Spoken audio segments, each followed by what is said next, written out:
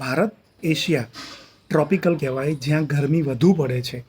એટલે શરીરમાં નમક એટલે કે મીઠું એટલે કે સોડિયમ ઘટી જવાને કારણે અનેક લોકો બેભાન થાય છે. એમાંથી કેટલાકના મૃત્યુ પણ થાય છે.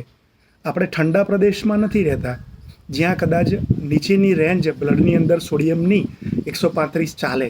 અહીંયા ભારત જેવા દેશમાં આ રેન્જ 140ની આસપાસ જો મેન્ટેન થાય અને તમે તમારા ખોરાકની અંદર દરરોજ એટલું મીઠું લો તો તમારા બેભાન થવાના ચાન્સ ઘટે છે. તમે બીપીની દવા લો છો, જેમાં ડાયુરેટિક્સ હોય તો તમારા શરીરમાંથી કામનું મીઠું પણ નીકળી જાય, બીજા મિનરલ્સ પણ જાય.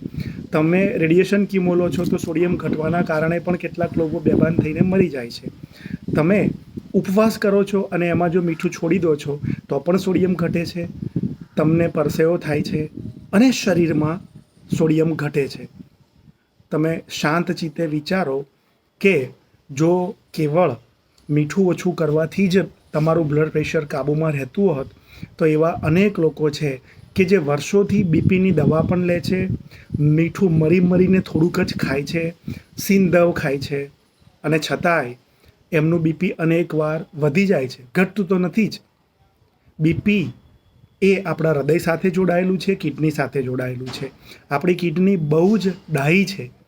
શરીરમાં જ્યારે સોડિયમ ક્લોરાઇડ એટલે કે મીઠું ઘટી જાય ત્યારે કિડની તરત જ મીઠાને પકડી રાખે છે અને શરીરમાંથી બહાર જતું અટકાવવાનો પ્રયત્ન કરે છે. અને તમે જ્યારે ખોરાકમાં બધા ભાન ભૂલીને બહારનું ખાઓ છો, પડીકા ખાઓ છો અને તમારા શરીરમાં મીઠું વધે છે, સોડિયમ વધે છે, ડાહી કિડની વધારાનું મીઠું બહાર ફેંકે છે. એ વખતે તમને કોઈ વિજ્ઞાન યાદ નથી આવતું. તમે જ્યારે ઘરે જમો છો ત્યારે જ મરીને જીવો છો. તો એટલું સમજી લો કે મનનું સ્થાન હૃદયમાં છે.